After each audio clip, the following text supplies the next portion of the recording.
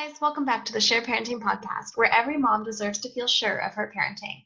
I'm your host, Sandy Bell, creator of S.U.R.E Parenting and author of S.U.R.E Parenting Building Blocks to Create Their Best Childhood.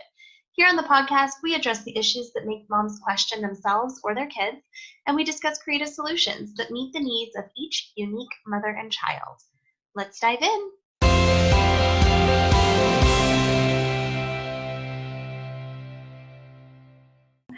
Today, our question comes from our free Facebook group, Empowering Moms to Uplift Kids, and it says, how old were your kids when they started wiping themselves after potty training? And this, of course, is just one piece of a whole broad range of questions around potty training. And in S.U.R.E Parenting, one of the main things that we strive for is trusting our children. And there are a lot, and I mean a lot, of approaches to potty training. There's lots of books that promise you can make your kid be completely diaper-free in 3 days or 0 days or 1 day or 1 hour. Just, it's endless. And the thing is, it's not necessary at all.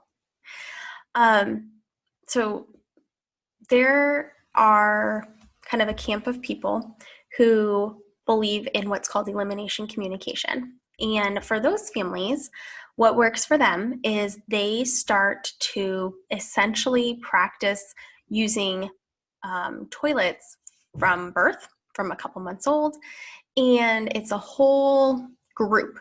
There's specific ways to do it, there's specific tools to do it, and for some families that works great.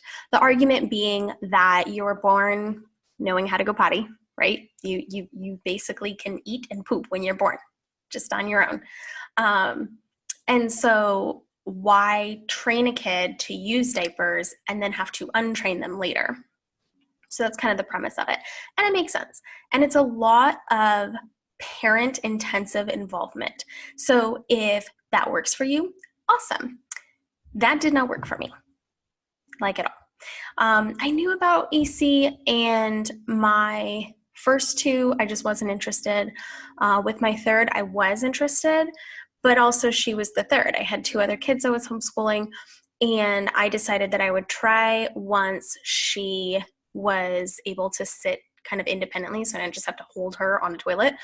But one of the things that makes EC easier is sort of a schedule. They're like, oh, you'll learn, like, when did they poop every day? She doesn't have a schedule, like, at all. So it really wasn't predictable. It wasn't easy for me to see any signs. Ultimately, I decided that that wasn't going to be a good fit for us. When I was trying it and I was putting her on her little potty, she would just climb right off.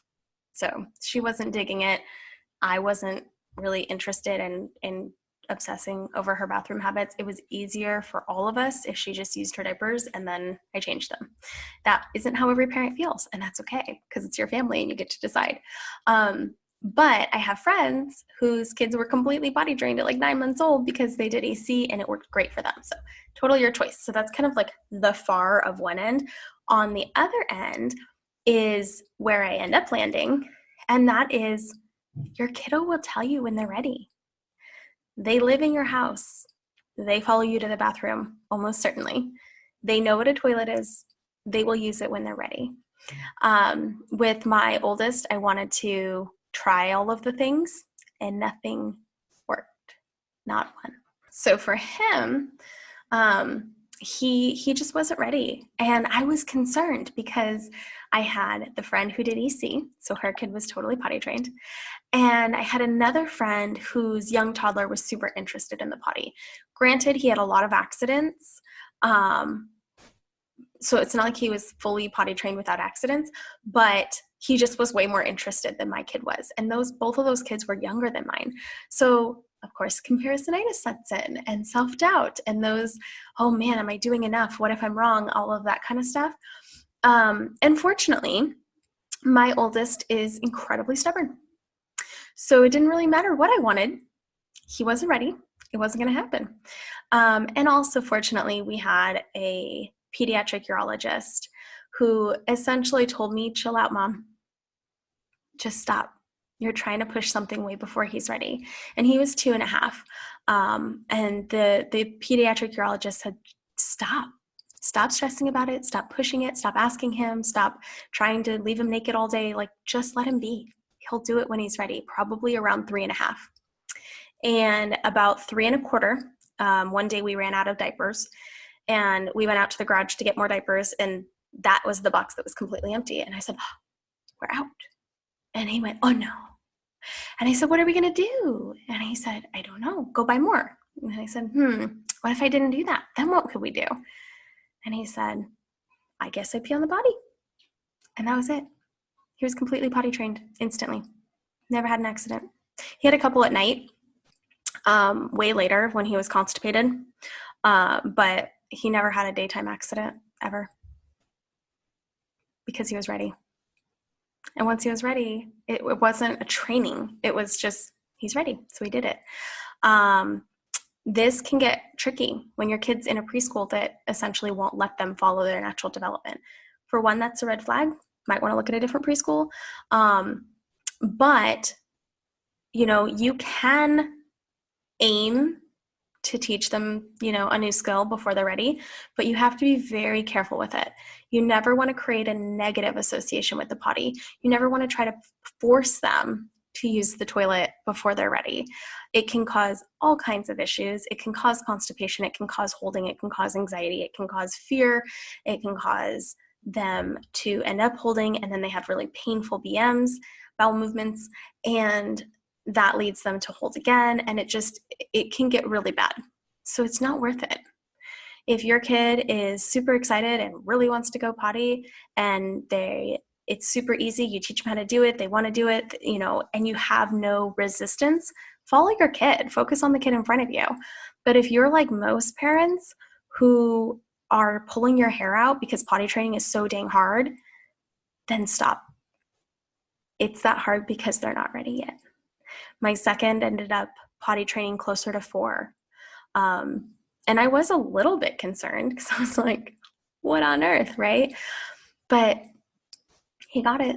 He got it in his time. You have to remember they're doing the best they can. Okay? You never want to punish anything related to potty training. You never want to punish, period. But it's not something they're out to get you. It's malicious. There's nothing like that. And it's really important to understand developmentally what's going on. There are a lot of layers to potty training. It's not simply understanding that they need to pee in the toilet. A lot of parents think, well, they understand. I ask them, where are you supposed to go? And they say potty, and they just choose to poop in their pants. Well, no, there's a lot more to it. There's physical readiness, which you cannot assess. Their own body internally assesses that. That's part of the proprioception sense. Can they feel inside of their body when they need to go? Do they recognize those sensations as potty sensations? Have they connected those to elimination yet? You can't control that. Then there is emotional readiness. Some kids just aren't ready emotionally yet. You can't really determine that either, other than after the fact. If they're having a hard time, if they're really anxious, you can tell, I guess they weren't ready, right? There's social readiness. Sometimes they just don't have the ability to stop what they're doing and stop playing and go potty. That's okay. They'll do it when they're ready. Let's see. So physical, social, emotional, and mental. Mental is usually the one that parents will argue with. They understand. They know what the potty is. They know they're supposed to go in the potty. Absolutely. But there's 3 other layers to this. Just because they know doesn't mean they can, right? They know how to drive a car. They know you turn the steering wheel and you drive. You would never put your 2-year-old in the driver's seat of a car just because they know that a car drives, right? Knowing isn't enough. There's other things that have to be in place as well. So take a deep, deep breath. Let it out forcefully. Push all of the anxiety away and give yourself a break. It is okay if your kid is still in diapers or pull-ups. And it's okay to make that call as a parent. Maybe your kid is 2 and they're like, no, I really, really want to be potty trained. Awesome. Let's try it. You know what? You've had 10 accidents today. You're not quite ready. We are putting on diapers again until you're ready. I don't want diapers. I hear you.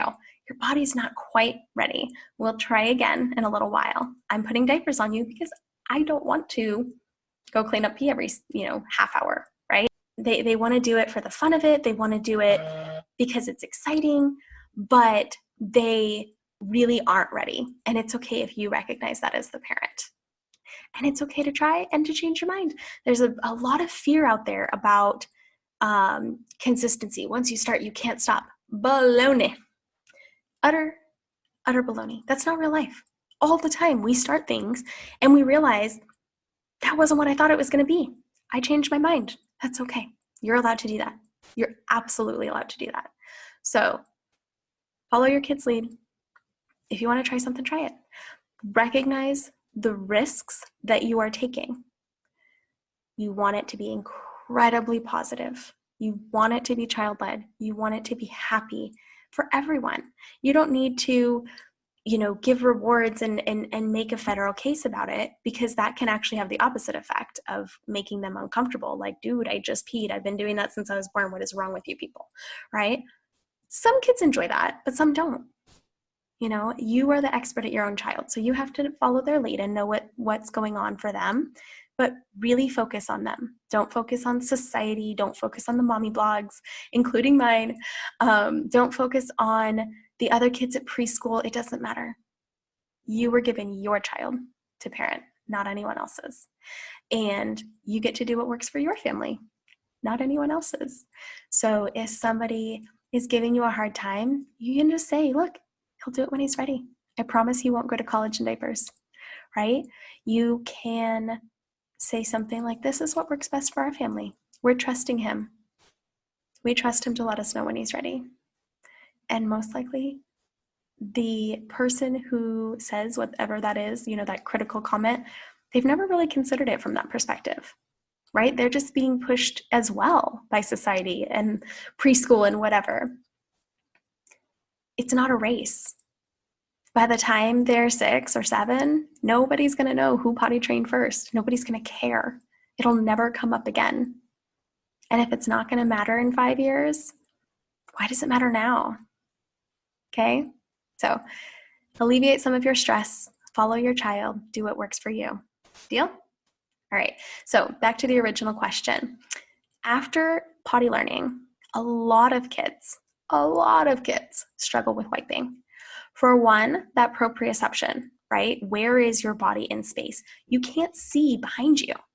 So to reach back and try to wipe can be really tricky. To do it well, even trickier. So there's an awesome, cute little Montessori video with 2 balloons tied together and a Montessori teacher teaching kids how to wipe between the balloons, right? So sure, do something like that if you want to. Also, it's okay if you're still helping your 5-year-old wipe. It really is. You're helping them with their hygiene. That's your job as a parent. There's nothing wrong with them. They're not behind. Do what works for your family. The comments, there's 46 comments. Most of them were 5, 6. One lady said her 8-year-old calls every once in a while, but she's getting uncomfortable with it, so she's putting a kibosh on that. That's fine. 8-year-olds can reach. A lot of little 3-year-olds can't reach. And you don't really watch them usually. But if you do, you'll notice they're feel like they're going to topple off, right? So ways you can make it easier is, one, help them practice when they're not actually covered in human excrement. That's a very stressful time for a kid. They don't want to get it on their hand. They don't want to get it on their clothes. They don't want to get it on the toilet. They're freaking out, right? So help them practice when there's no pressure. Make sure there's a stool for their little feetsies to be on. That also helps with elimination. It helps them to feel secure, like they're not going to fall. There's some super cool toilet lids that have a kid toilet lid inside of it so that they won't fall in the toilet. Make sure they can reach the toilet paper easily. Some moms said they put in bidets. Awesome. There are options. There's always options. But the bottom line is to take a deep breath, relax, follow your child. They will show you what they need. Trust. Anything that's coming from a place of fear, let it go. If you have a legitimate concern talk to your doctor. That's what they're there for. You hire them.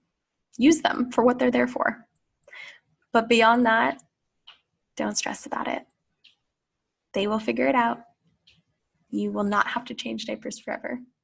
Okay? I look forward to seeing you on the next one. Bye, guys.